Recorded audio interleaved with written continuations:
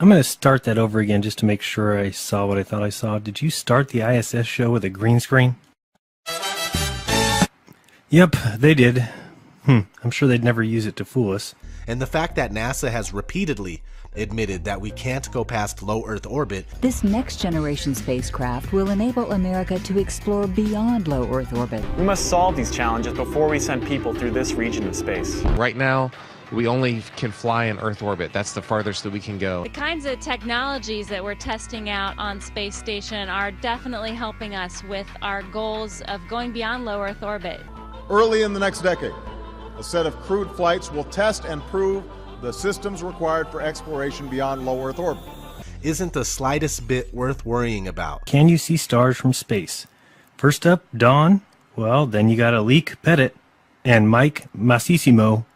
Watch these two and you decide.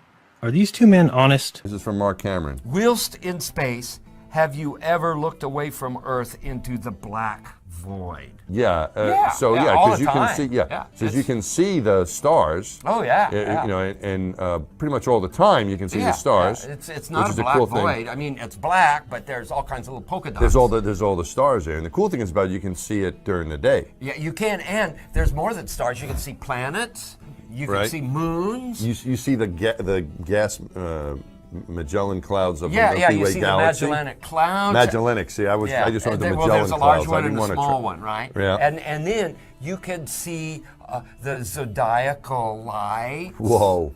Those are amazing. Right before the lights sunrise. of the zodiac. The lights of the zodiac, the zodiacal lights. Okay, you can see those. Which are and what? Then you Explain can see those the to upper. us. Oh well, it's, I mean, I know what they are, but explain it to the it's audience. this big. It's this vertical column of fuzzy glow that comes up perpendicular to the horizon shortly before the sunrise. Every time? No, it depends on the viewing angle and such. Right. Not every time, but if the viewing conditions are right, you see this big fuzzy glow that goes way up high, maybe 30 or 40 degrees above the horizon, perpendicular to the horizon, and it's this fuzzy glow. It's a zodiacal light. But one thing to add to this, I think, which is kind of interesting about being able to look into the black void, is that we can't do that when the sun is out here on Earth.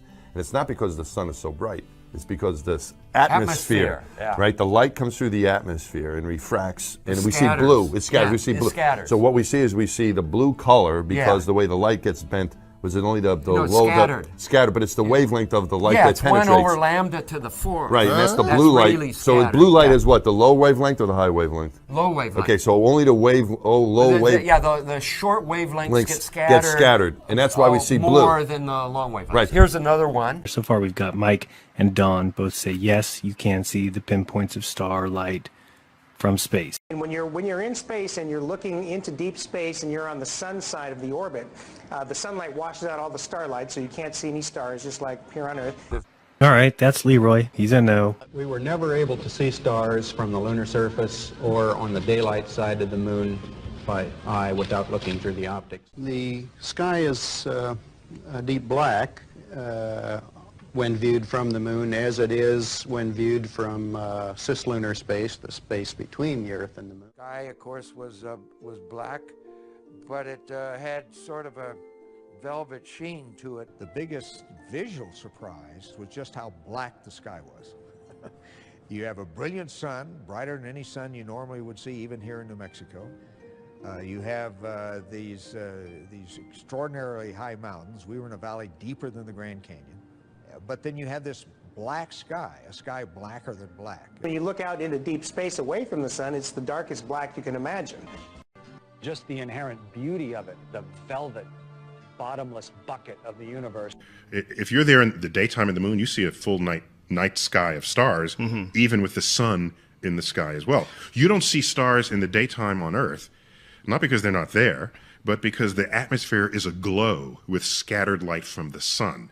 If you take away the atmosphere, the sun will still be there, but the sky goes dark.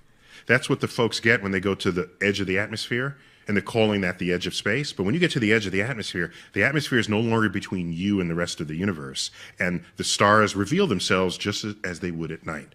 So everyone knew this. So you see these photos. I've often tried to explain the difference between darkness, when you turn out the lights and it's dark in here, or blackness, blackness is the endlessness of it all. It's hard to comprehend. Well, it certainly looks like these guys have no clue. The plan that NASA has is to build a rocket called SLS, which is a heavy lift rocket. It's something that is much bigger than what we have today, and it will be able to launch the Orion capsule with humans on board,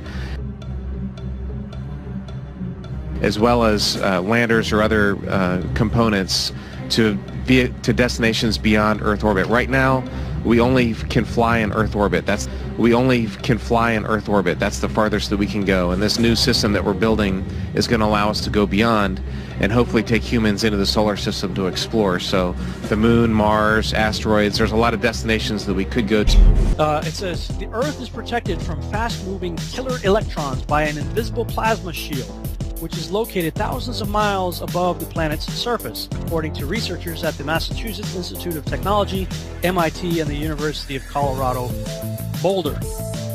High above the Earth's atmosphere, harmful electrons that make up the outer band of the Van Allen radiation belt travel at nearly the speed of light, pelting everything in their path. Exposure to such high-energy radiation can harm satellite electronics and pose serious health risks to astronauts. However, despite their intense energy, these electrons circling around the planet's equator cannot come below 7,200 miles from the Earth's surface due to the shield, scientists said in a study published in the journal Nature on Thursday. It's almost like these electrons are running into a glass wall in space, Daniel Baker of the University of Colorado Boulder and the study's lead author said, somewhat like the shields created by force fields in Star Trek that were used to repel alien weapons. We are seeing an invisible shield blocking these electrons. It's an extremely puzzling phenomenon. The invisible shield, dubbed the plasmaspheric hiss, is made up of very low-frequency electromagnetic waves in the Earth's upper atmosphere. Scientific data and calculations have helped researchers deduce that the hiss deflects incoming electrons, causing them to smash into neutral gas atoms in the Earth's upper atmosphere and ultimately disappear. It's a very unusual, extraordinary, and pronounced phenomenon, John Foster, Associate Director of MIT's Haystack Observatory, said in a statement. What this tells us is if you parked a satellite or an orbiting space station with humans just inside this impenetrable barrier, you would expect them to have much longer lifetimes. That's a good thing to know.